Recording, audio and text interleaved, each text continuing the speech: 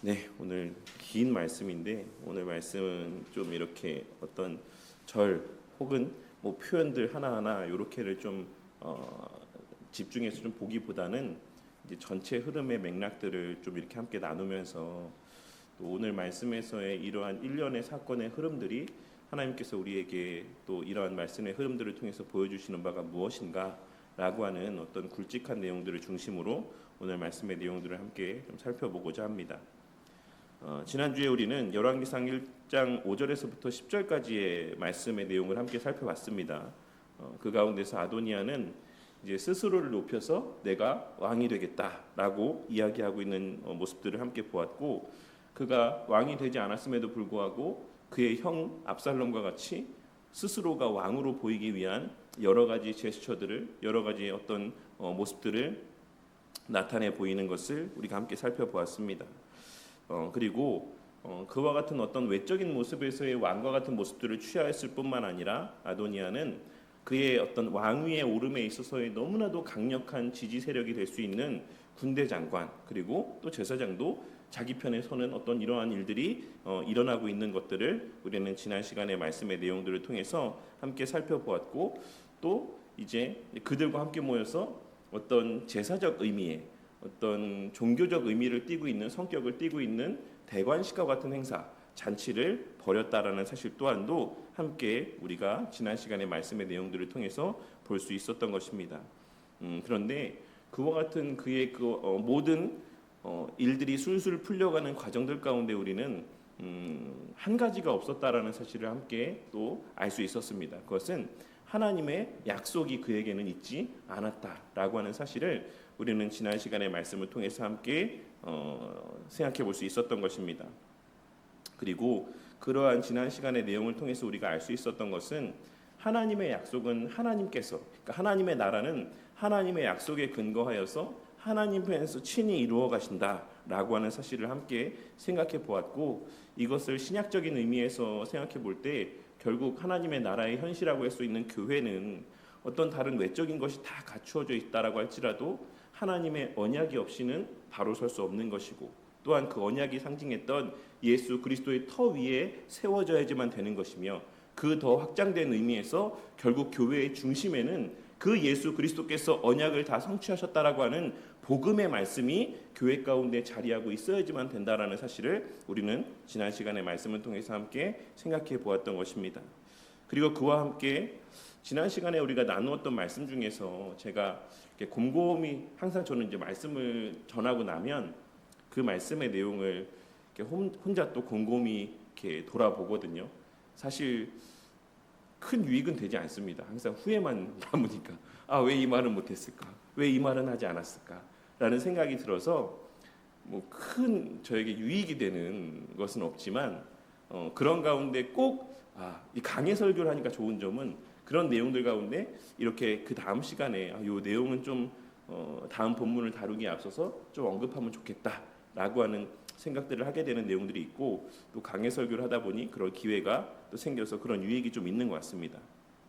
그 내용이 무엇이냐면 지난 시간에 우리가 아도니아의 모습들을 살펴봤는데, 제가 그 중간에 예수님과의 어떤 연결성들을 좀 그렇게 깊게 다루진 않았던 것 같아요. 왜냐하면 뭐 시간적인 한계도 있고 여러 가지 면들이 있어서 좀 예수님을 이제 큰 틀에서의 이제 교회로 적용을 했는데, 지난 시간에 말씀 가운데 우리가 좀 그 예수님에 대한 부분들을 좀 더 생각해봤으면 좋겠다라는 어떤 그런 마음들이 들었습니다. 그래서 지난 시간에 아도니아의 모습에 예수님을 좀 비추어 보면 예수님은 어떤 분이셨는가라는 걸 생각해 볼 때 예수님은 스스로 낮추어서 왕이 되신 분이었다라는 사실을 우리는 생각해 보게 됩니다. 뭐 본래도 왕이셨죠. 예수님은 왕이셨음에도 불구하고 스스로가 인간의 몸을 입고 스스로가 비하의 상태 가운데, 그 극치의 비하 가운데까지 자신을 낮추심을 통해 결국에는 그 영광의 왕좌에 오르신 분이었다라는 사실을 우리는 먼저 생각해 볼 수가 있습니다. 그리고 예수님께서는 그 외적인 모습 가운데 스스로가 왕처럼 보이고자 하셨던 분도 아니었습니다.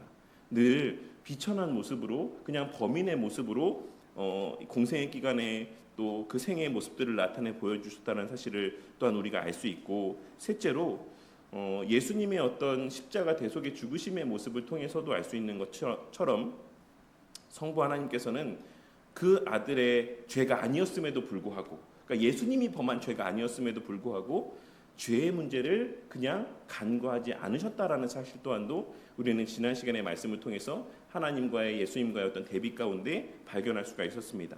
그리고 마지막으로 예수님은 자신 스스로가 높아지려 하지 아니하고 결국 그 높아짐 또한도 첫 번째 언급했던 내용과의 연장선상에서 성부 하나님의 높여주심 가운데 그 영광의 자리에 앉으신 분이셨다라고 하는 사실을 우리는 아도니아와의 어떤 대조적인 모습 속에서 예수님의 모습을 발견할 수가 있는 것입니다. 그리고 이를 교회적으로 우리가 지난 시간에 적용을 했지만 사실 우리 성도 개개인의 삶 속에서도 이런 모습들은 적용이 되어질 수 있는 모습들이 많이 있다라고 생각합니다.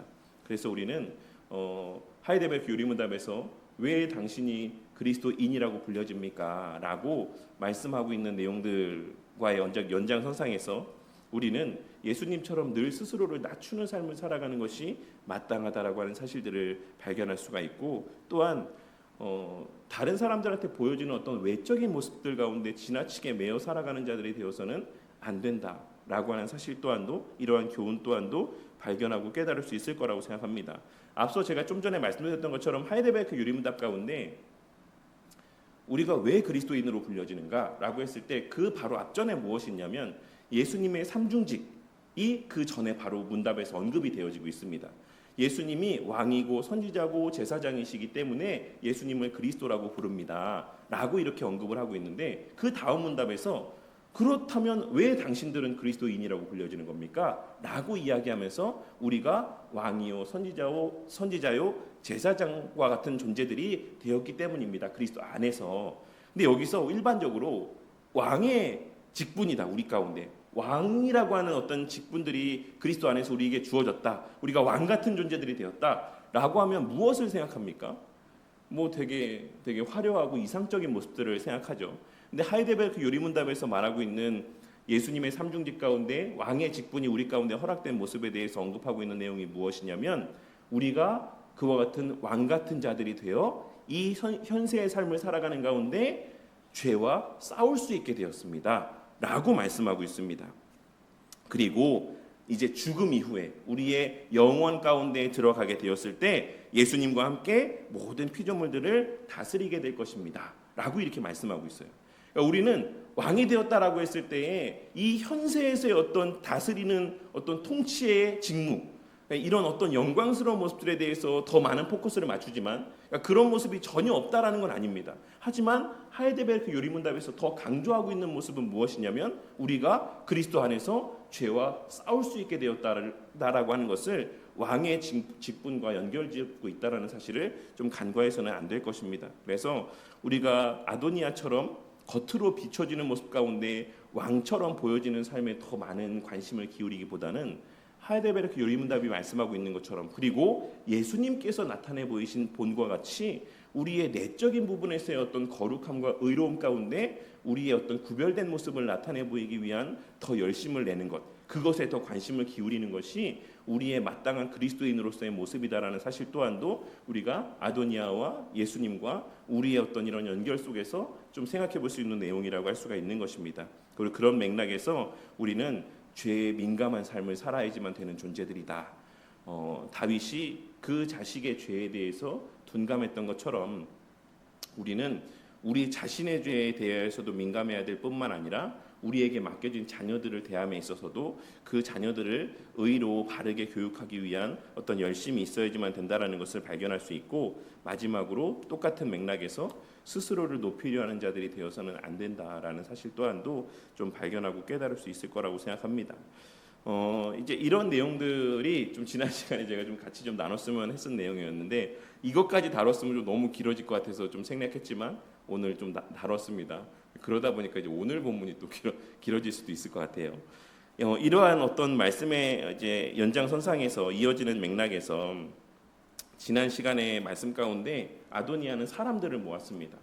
자신들에게 득이 되고 유익이 될 만한 사람들을 모았죠. 그런데 오늘 말씀에서 우리는 그와 정반대되는 모습들을 보게 됩니다. 아도니아가 사람을 모을 때 하나님은 어떻게 하셨습니까? 하나님은 언약의 사람들을 따로 남겨두셨습니다. 그 증인이 바로 오늘 말씀에 등장하는 나단과 또 밧세바라고 할 수가 있습니다. 다윗은 늙고 약해져 있었고 왕권은 흔들리는 것처럼 보여졌습니다.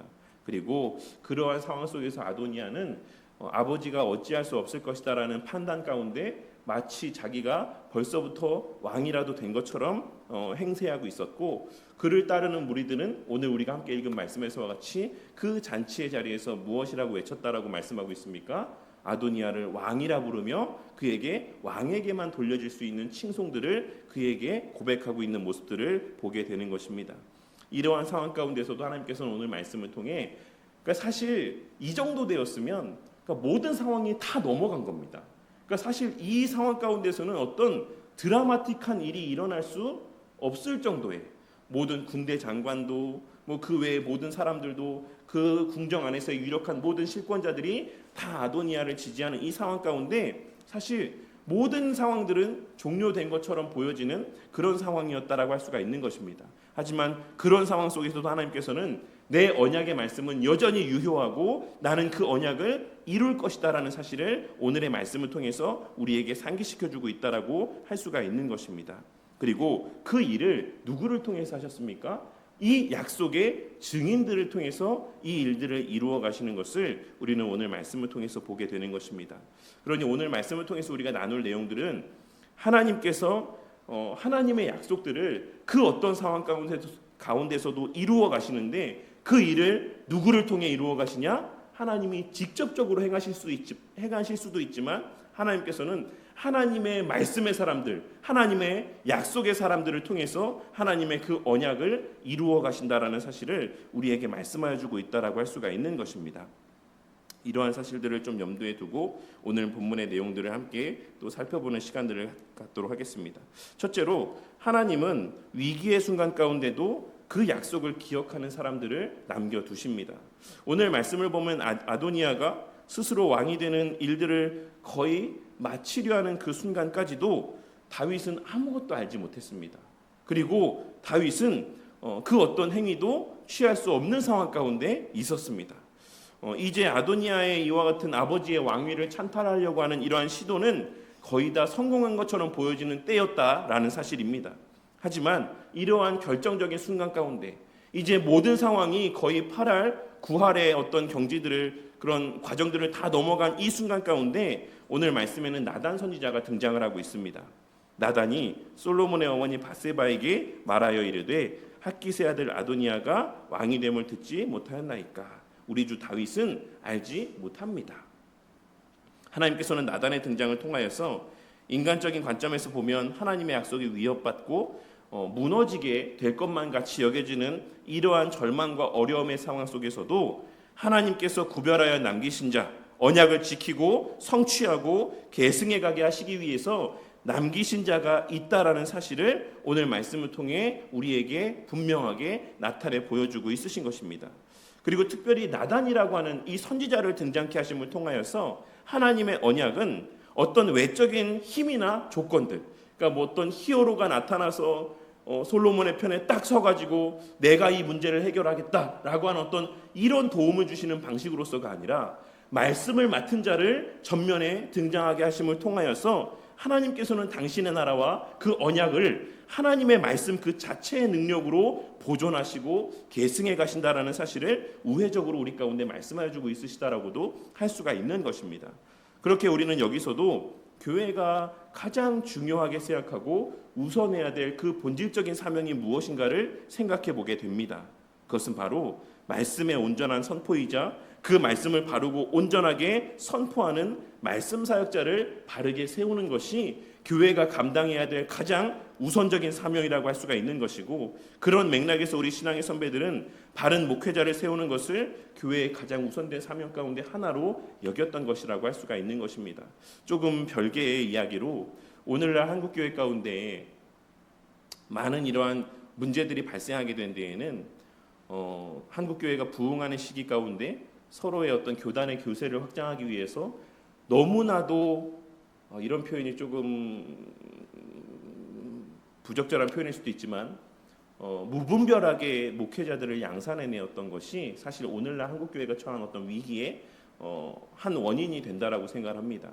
예전에는 전에도 이렇게 성도님들하고 대화하면서 말씀드렸지만 도제식 교육들이 이루어졌습니다. 그래서 내가 잘 아는, 같이 먹고 자고 생활하면서 그 사람의 경건의 모습을 보고 학문을 점검하고 정말 지근거리에서 너무나도 속속들이 그 자신의 어떤 양육할 목회자 후보생들을 이렇게 키워내는 이러한 방식으로 목사들을 세우고 목회자들을 이렇게 세웠지만 오늘날에는 뭐 몇백 명씩의 뭐 100명 뭐 수가 줄었지만 몇십 명의 이런 수업의 공간에서 그 이름도 잘 알지 못하는 이런 어떤 시스템 속에서의 목회자를 양산해내는 이러한 환경들이 사실 오늘날 한국교회가 처하게 된 많은 위기의 하나의 원인이 된다라고 할 수가 있는 것입니다. 그리고 또한 목사님들 또한도 마치 자신이 있지 않으면 안 될 것과 같은 어떤 이러한 시스템들을 구축해 놓는 것, 자신만의 왕국을 구축해 놓는 것, 이러한 것들도 오늘날 한국교회가 처하게 된 하나의 큰 위기의 원인이라고 생각합니다. 그래서 우스갯소리로 그런 말들이 있죠. 부교육자가 담임 목사님보다 설교를 잘하면 그 부교육자는 얼마 안 가서 쫓겨난다. 사실 제가 이제 존경하는 목사님 가운데 한 분은 뭐 누구라고 말씀 안 드리지 않겠지만 이제 본인이 그 외국에 다녀오시느라 이제 교회를 비우게 되었는데 그 동안에 맡아서 설교하셨던 목사님이 너무나도 설교를 잘했고 성도들이 그 기간 동안에 너무 은혜를 받고 그 교회의 분위기가 좀 바뀌어진 것을 이제 출타하신 다음에 와서 느끼셨다라고 합니다. 보통의 경우에는 이제 화가 머리 끝까지 나서 그 부교육자들을 내보내는 것이 일반적이었겠지만 그 부교육자 목사님을 그러니까 본인이 은퇴를 하고 그 목사님을 담임 목사로 세우셨어요. 정년이 남아 있었음에도 불구하고 그런 교회도 있고 또 최근에 이제 저희 송목연 안에서도 아직 어떻게 진행되는지 모르겠지만 제가 말씀드렸던 것처럼 그 부교육자 파트타임으로 하시는 목사님이신데 송목연 간사 일을 하시느라고 근데 이 목사님이 이제 수요일마다 강의 설교를 하고 이제 그 맡겨진 부서 아이들 젊은 청년들을 양육하고 하는 모습들을 이 담임 목사님이 쭉 지켜보시면서 이 목사님을 이제 불러갖고 내가 아직 정년이 한참 남으셨어요. 50대 후반 정도 되셨던 것 같은데 내가 이제 은퇴를 하려고 그런다. 그리고 너가 이 교회를 맡아서 담임 목사를 했으면 좋겠다. 내가 너의 설교를 들어보니 정말 거기에는 복음이 있고 너가 너무 성도들을 잘 양육하는 모습을 보니까 나보다 너가 담임 목사를 하는 게 맞을 것 같다. 나는 그냥 너가 담임 목사 하는 그 교회에서 성도로 신앙생활 하고 싶다. 그래서 내가 자격증도 다 따놨다. 보일러 자격증도 따놓고 에어컨 수리 자격증도 따놓고 그래서 나는 그냥 성도로 돌아가서 교회를 섬기고 너가 담임 목사 해라.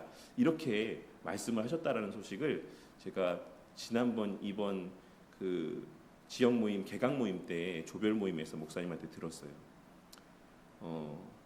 사실 이런 모습이 교회를 교회답게 하고 하나님의 언약과 복음이 보존되고 계승해 가게 되는 어떤 하나의 모습이다라고 생각합니다.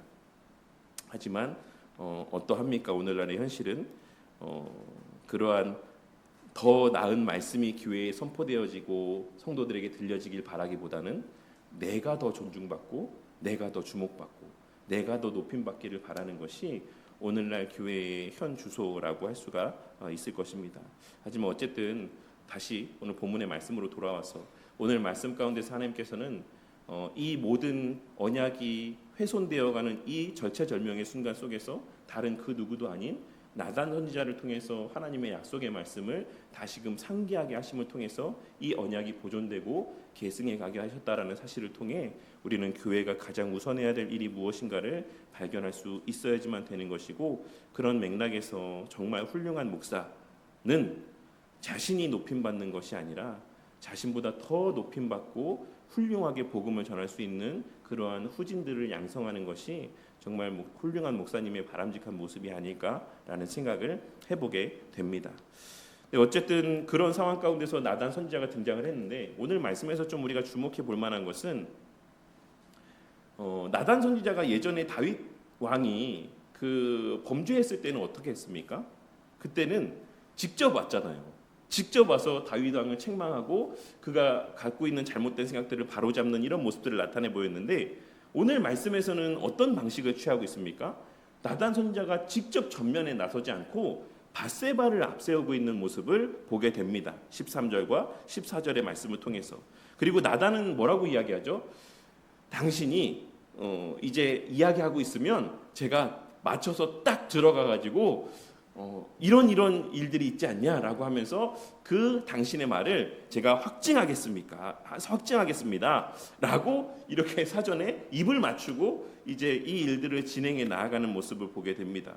그러면 왜 사실 여기 더 생각해 볼 것은, 하나님이 직접 다윗에게 말씀하실 수도 있었고 하나님이 직접 이 상황 가운데 개입하실 수도 있었지만, 하나님은 하나님의 사람들을 통해서 이 일을 하셨고, 근데 나단이 직접 가서 아니 이러이러하게 하지 않으셨습니까? 라고 그 약속을 상기시켜 줄 수도 있었음에도 불구하고 왜 밧세바를 전면에 세워서 이러한 방식들을 취하고 있는 것일까? 라고 하는 것에 대해서 우리가 좀 생각해 볼 필요가 있습니다. 여기에는 이제 몇 가지 이유들을 생각해 볼 수 있는데, 첫째는 밧세바는 솔로몬의 어머니로서 다윗의 맹세를 직접 상기시킬 수 있는 그 당사자였기 때문이라고 할 수 있습니다. 물론 우리가 오늘 말씀에서를 밧세바의 말을 통해서 이제 다윗이 밧세바에게 솔로몬에 대한 약속을 했다라는 사실을 우리는 알 수 있지만, 언제 어느 상황 가운데 그 말을 했는지에 대한 것은 성경에 기록되어 있지 않아서 알 수가 없습니다. 하지만 분명한 것은 다윗으로부터 밧세바가 솔로몬과 관련된 그 왕권과 관련된 약속을 들었던 것은 분명하다라는 사실을 본문의 밧세바의 고백을 통해 확인할 수가 있는 것입니다. 그러니 밧세바야말로 이 약속에 있어서의 가장 중심에 자리하고 있는 인물이었다라고 할 수가 있는 것입니다. 그래서 나단은 자기보다 그 약속을 실제로 직접 들었던 밧세바를 먼저 들여보내서 다윗으로 하여금 그 약속을 상기시키게 하는 이러한 방식들을 취하고 있는 것이다라고 할 수가 있는 것입니다. 그리고 둘째로 밧세바가 먼저 그와 같이 가서 말하고 나단이 뒤를 이어 들어가는 방식이 증언을 확증하는 좀 지혜로운 절차라고 생각했기 때문이었을 수 있습니다. 율법적 원리에서 우리가 어떤 모든 사항들은 두세 증인의 그 위치가 있어야지만 된다, 조건이 있어야지만 된다라는 사실을 우리는 잘 알고 있습니다. 물론 오늘 본문이 직접적으로 신명기 19장의 어떤 법정적인 절차를 인용하고 있는 것은 아니지만, 나단의 이와 같은 방식은 적어도 밧세바의 이와 같은 호소가 단순한 어떤 개인적인 청원이 아닌 신뢰할 만한 증언으로 확증되도록 하는 지혜로운 방식이었다라고 할 수가 있는 것입니다. 그리고 마지막 셋째로는, 나단은 다윗을 정면으로 몰아붙이기보다 다윗이 스스로 약속을 기억하고 책임 있게 결단하도록 돕는 방식을 취하고 있다라고 할 수가 있습니다. 예전에 다윗이 범죄했을 때, 그러니까 지금은 실질적으로 다윗이 범죄한 장면은 아니지 않습니까? 그렇기에 이렇게 나단이 직접 들어가서 도대체 왕은 뭐 하고 있습니까? 정신 안 차리고 뭐 하고 있습니까? 지금 나라가 어떻게 돌아가는지 왜 왕은 아무것도 모르십니까? 이렇게 어떤 상황에 대해서 직접적으로 직설적으로 다윗을 몰아붙이는 방식을 취하는 것이 아닌 그의 권위를 존중하며 지혜로운 방식으로 이 상황들을 해결하고자 이러한 방식들을 취하고 있는 것이다라고 할 수가 있는 것입니다. 그는 선지자였지만 다윗에게 무례하게 행동하지 않았습니다. 그는 왕의 책임을 회피하지 못하도록 이야기를 하되 지혜롭고 질서 있게 그 어떤 이 원하는 바를 이루고자 하였다라고 할 수가 있는 것입니다. 그리고 이는 너무나도 오늘 말씀에서 우리가 주목해야 될 하나의 중요한 모습이다라고 생각을 합니다. 나단은 하나님의 약속을 기억하기만 한 것이 아닙니다. 그는 하나님의 약속을 알았고 그 약속이 이루어지는 것을 또 바라고 그와 같은 어떤 목적을 위해서 행동하였지만, 그의 행동의 방식은 조급하거나 혹은 직설적이거나 폭력적이지 아니하였고 무례하지 않았다라는 사실을 우리는 오늘 말씀의 내용을 통해 발견하고 깨달을 수가 있는 것입니다. 그리고 이러한 나단의 모습을 통해서 우리는 하나님께서 사용하시는 자들이 기억해야 될 중요한 행동의 원리들을 또 발견하게 됩니다. 그것은 바로 약속을 참으로 믿는 자들은 그 약속에 근거하여서 행동하되 지혜롭고 질서 있게 행동해야지만 된다라는 사실입니다. 그리고 이는 오늘날 일부 사람들의 모습을 진지하게 고민해 보게 합니다. 하나님의 뜻이라는 미명하에, 그리고 믿음이라는 미명하에 너무나도 무례하고 너무나도 막무가내식의 어떤 일을 진행해 나아가는 모습들을 우리는 어렵지 않게 보게 됩니다. 그것이 하나님의 뜻이라는 확신만 있으면 어떤 방식을 취하던, 어떤 절차를 취하던, 어떠한 태도를 취하던 모든 것이 용납되는 것처럼 그와 같이 아나무인식의 모습을 나타내 보이는 모습들을 보게 될 때가 종종 있다라는 것입니다. 하지만 우리는 오늘 말씀을 통해 하나님의 남기신 사람들, 하나님의 사용하시는 자들은 어떠한 모습들을 늘 견지해야 되는지 또한도 우리는 함께 발견하고 깨닫게 되는 것입니다. 둘째로 하나님께서는 그 남기신 자들을 통해서 하나님의 약속을 상기시키게 하십니다. 나단의 그와 같은 어떤 조언 가운데 밧세바는 나단의 말에 따라서 다윗 왕에게 나아갑니다. 그리고 오늘 말씀은 그러한 밧세바 앞에 목도되었던 다윗의 모습을 다시 한번 여과 없이 나타내 보여줍니다. 다윗은 매우 늙었고 수넴 여자 아비삭이 그 왕을 시종들고 있었다라는 사실을 너무나도 있는 그대로 나타내 보여주고 있는 것입니다. 그러한 다윗 앞에 밧세바는 절하고 왕에게 경의를 표하며 약속의 말들을 상기시켜주는 말들을 꺼냅니다. 내주 왕께서 전에 왕의 하나님 여호와를 가리켜 여종에게 맹세하시기를 내 아들 솔로몬이 반드시 나를 이어 왕이 되어 내 왕위에 앉으리라 하지 않으셨습니까? 라고 말씀을 하고 있는 것입니다. 그리고 여기서의 밧세바의 이와 같은 호소는 단순히 어미로서의 어떤 모성적인 호소를 하고 있는 것이 아닙니다. 물론 솔로몬은 그의 아들이긴 했지만, 그리고 아도니아가 왕권을 장악하게 되면 밧세바와 솔로몬의 목숨이 경각에 이제 달리게 되는 어떤 바람 앞에 촛불과도 같은 어떤 그런 상황 가운데 놓이게 될 것이 분명했지만, 밧세바의 오늘 말씀에서의 호소는 그런 관점에서의 어떤 단순한 모성적인 호소가 아닌, 그리고 때를 부리듯 이야기하고 있는 것이 아닌 다윗이 했던 그 맹세, 여호와 하나님 앞에서 했던 그 맹세를 상기시켜주고 있는 것이며, 더 정확히 말하자면 그가 하나님 앞에 무엇이라 말했고 하나님께서 그에게 무엇이라 말했는지를 기억하십시오라고 말씀하고 있는 것이다라고 할 수가 있는 것입니다. 즉 이 사건은 개인의 어떤 생존의 문제를 넘어 하나님의 언약적인 질서와 관련된 이야기를 꺼내고 있다라고 할 수가 있는 것입니다.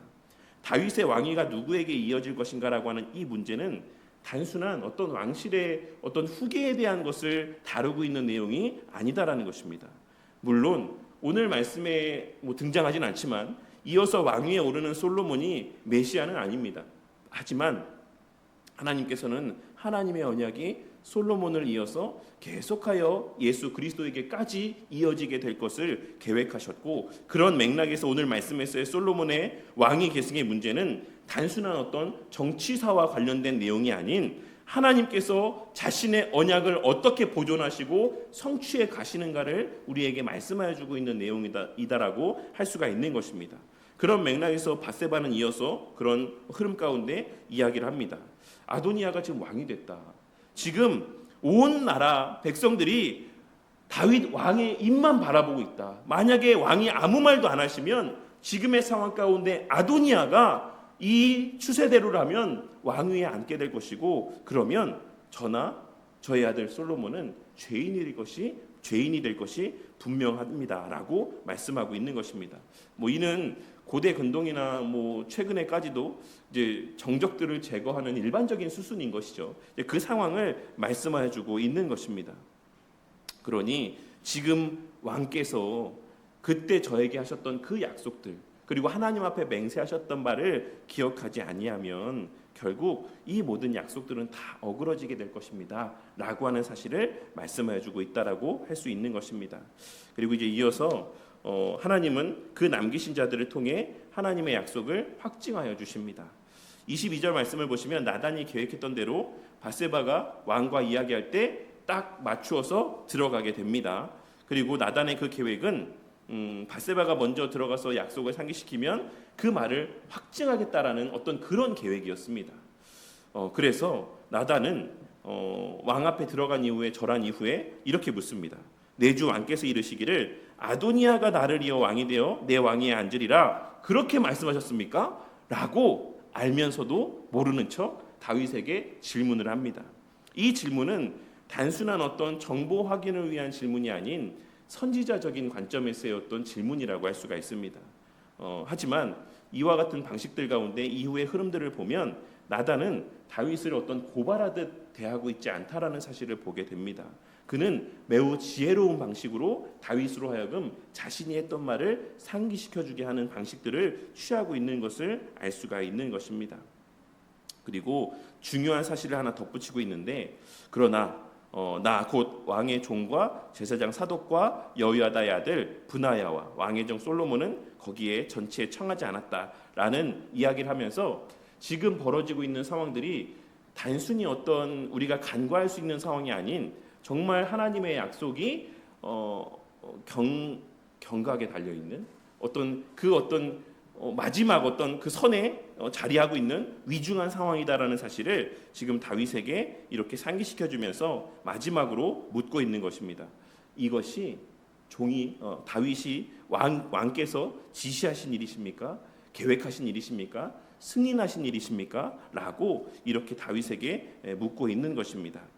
그리고 이러한 질문들을 통해서 다윗으로 하여금 자신이 과거에 했던 말들, 하나님 앞에서 맹세했던 말을 다시금 되새기게 하여 주고 있다라고 할 수가 있는 것입니다.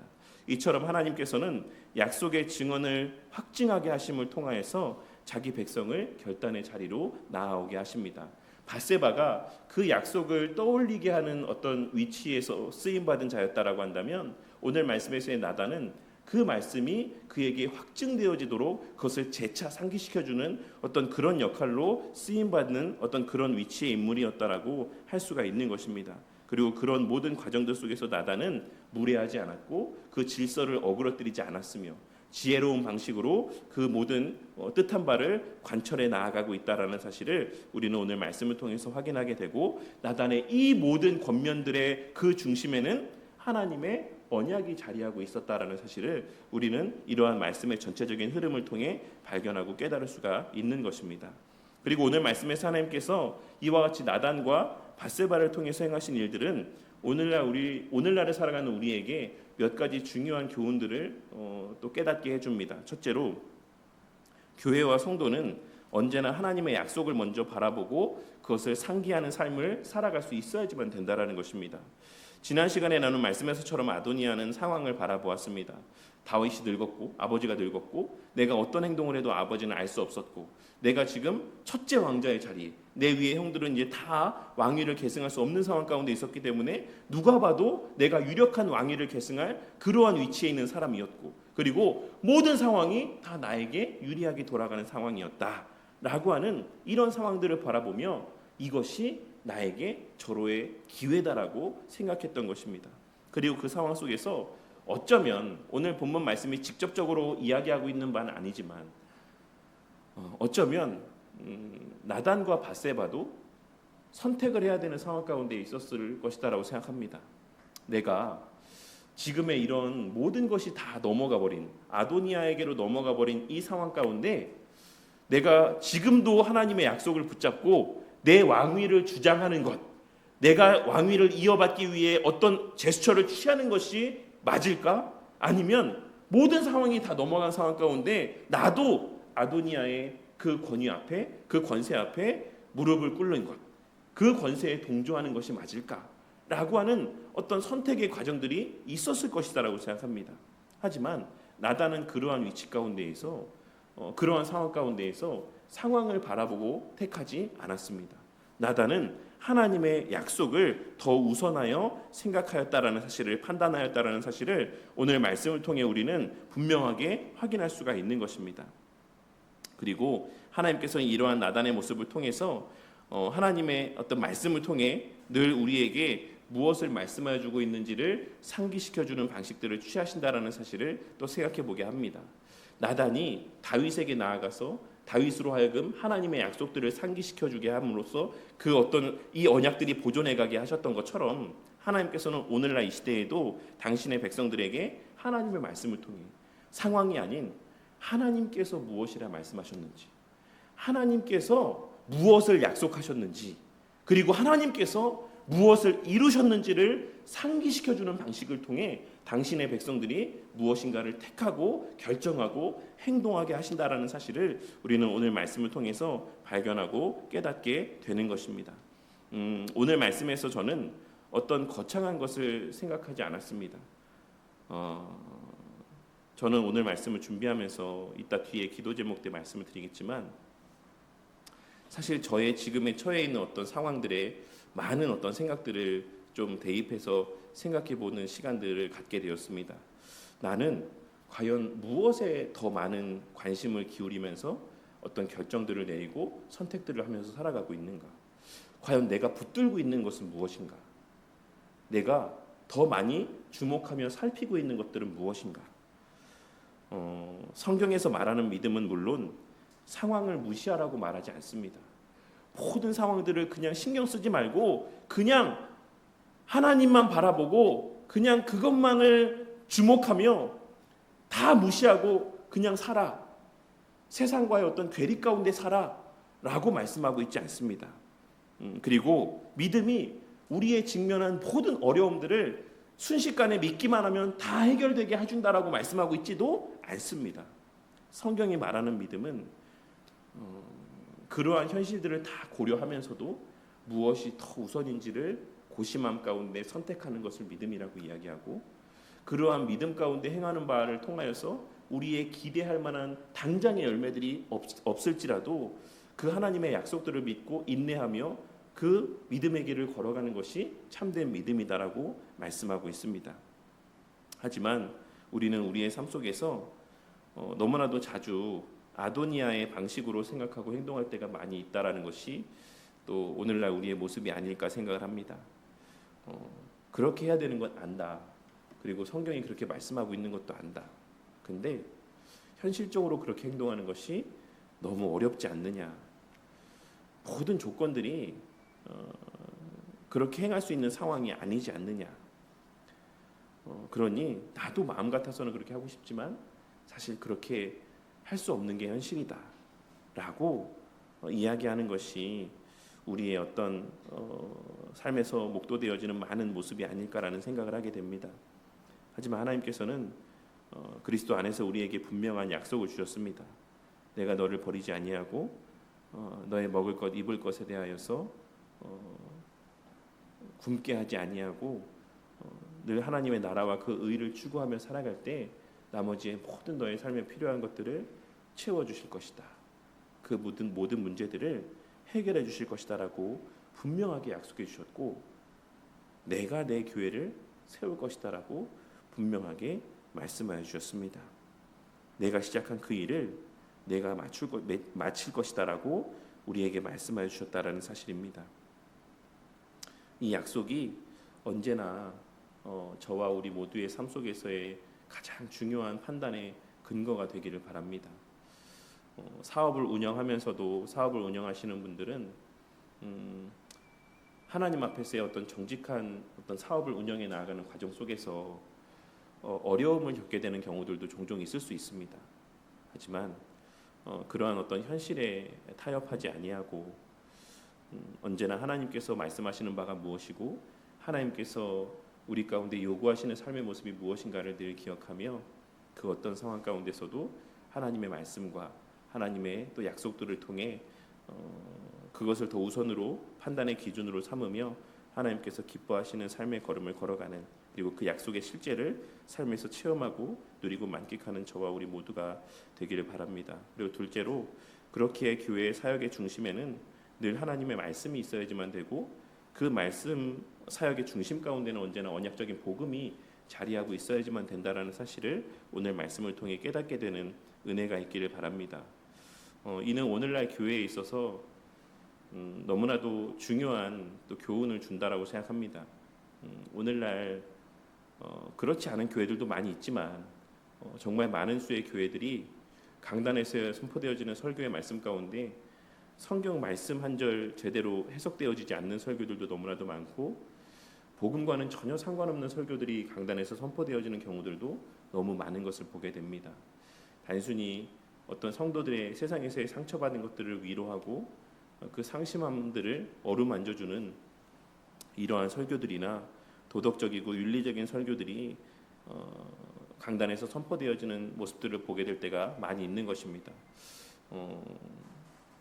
뭐 사실 이 정도만 근데 정말 참 안타까운 일이지만 이 정도만 선포가 돼도 성도들은 그 교회 말씀 좋다라고 이야기하는 시대가 사실 오늘날 우리의 살아가는 시대라고 생각합니다. 제가 예전에 이제 우리 문집사님은 아시겠지만 예전에 좀 먼 거리에서 교회를 찾아오셨던 권사님이 한 분 있으셨는데 저도 이제 그 권사님을 통해서 그 입을 통해서 듣게 된 것이긴 하지만 그 권사님이 코로나를 지나면서 본인 교회의 설교가 너무 듣기가 싫어서 코로나 어간에 이제 핑계를 대고 여러 교회들을 찾아다니면서 설교를 들으셨는데 뭐 소위 보수적 교단이라고 하는 합동교단, 뭐 합신교단, 뭐 고신교단, 뭐 명단들을 받아가지고 자기 주변에 있는 교회들을 다 돌아다녔다라고 합니다. 그런데 자기가 그렇게 여러 교회들 합동이니 뭐 통합이니 가리지 않고 여러 교회들을 다녀보았을 때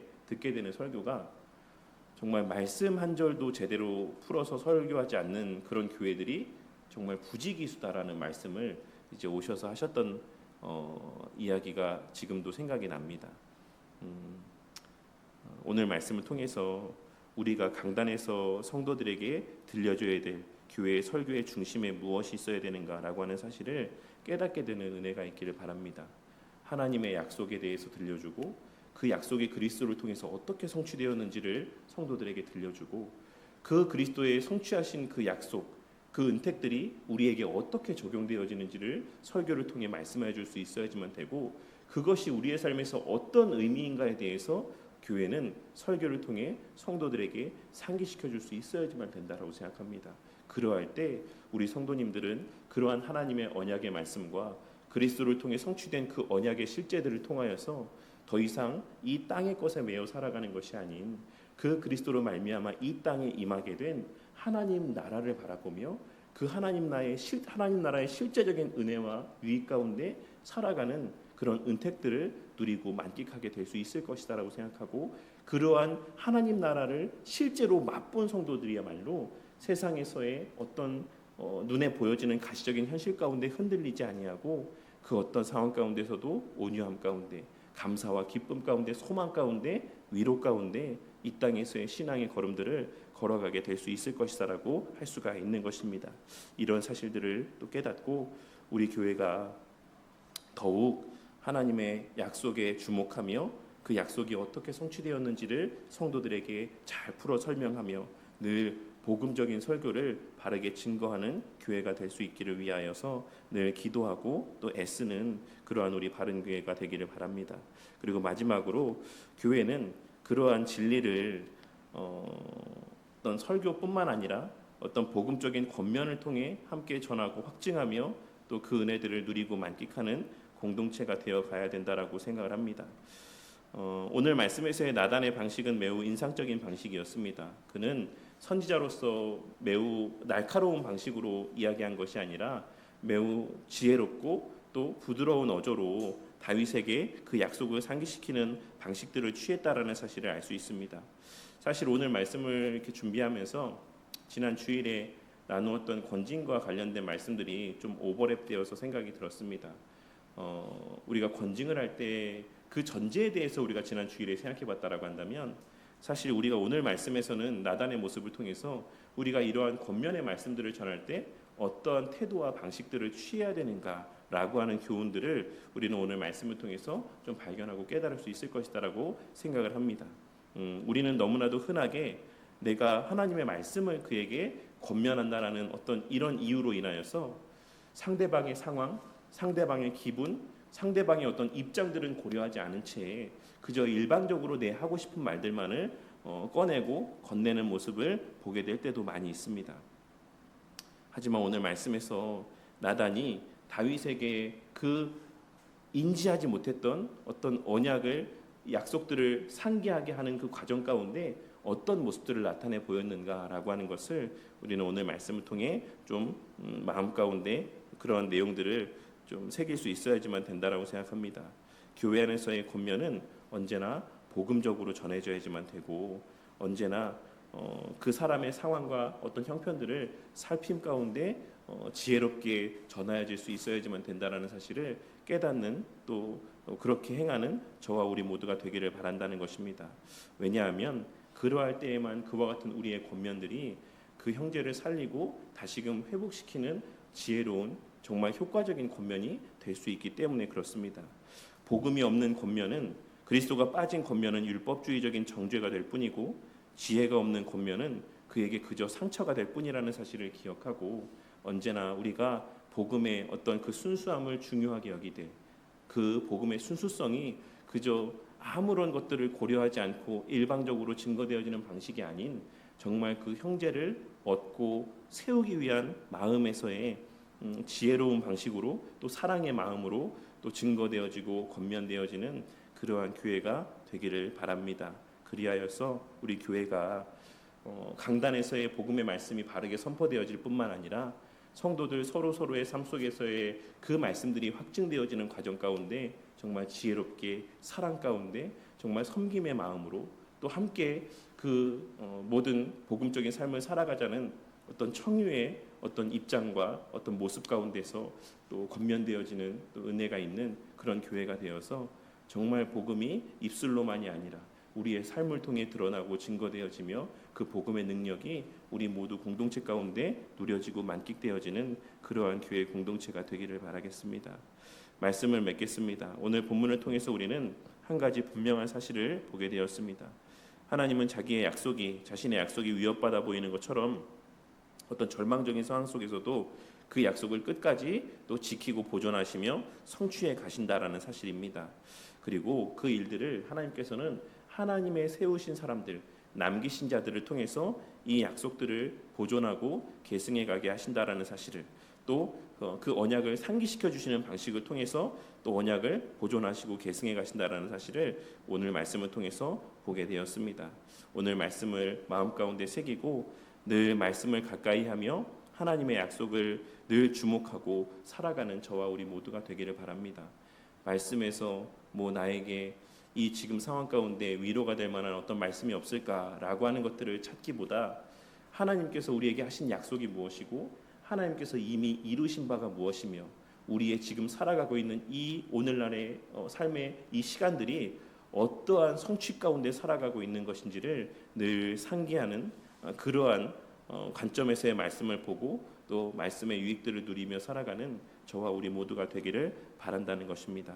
그리고 우리 교회가 그와 같이 말씀을 볼 수 있는 바른 구속사적인 관점 가운데 복음적으로 말씀을 바르게 볼 수 있는 언약적인 관점에서 말씀을 바르게 볼 수 있도록 성도들을 가르치는 그런 교회가 되기를 바랍니다.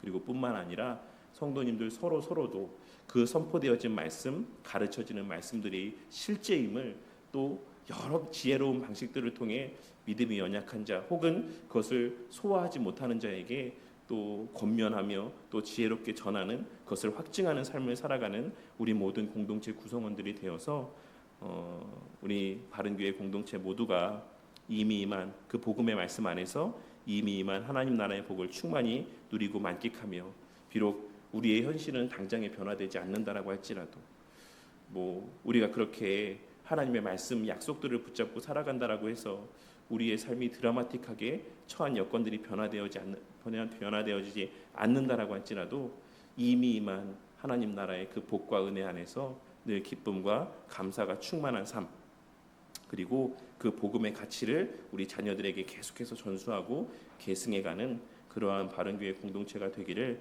주님의 이름으로 간절히 축원합니다.